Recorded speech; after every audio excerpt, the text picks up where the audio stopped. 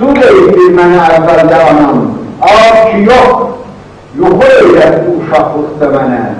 Xalq ki yox, ilki dəfə ki görək verdi mənə, nam deməm. Əvvəlindən mənə tuzlarını nəməkdən deməm. Anam əhter deməyibdir mənə, ulduz deyib o. Sudanında deyib yaktı bala, buz deyib.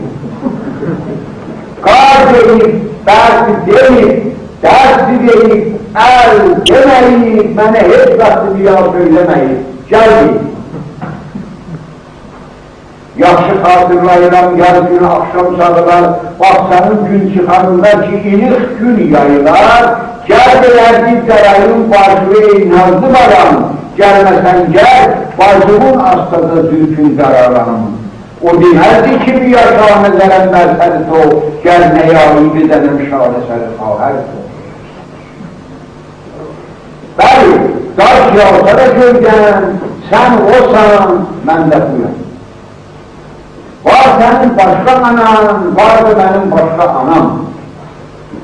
Özümə məxsus olan başqa elim vardı mənim. Elimə məxsus olan başqa dilim vardı mənim. İstəsən qardaş olaq, bir yaşayaq, birini edək, verərək əl-ələ bundan sonra bir yolda gedək, əgələ özgə küləklərlə gələk, axmayasan. Saniyen, varlığına, xalqına xor baxmayasan, yoxsa gəl zormayasan, millətini xayr etsən, gün gələr, səhvə şənər, məzbur olsan gidəsin.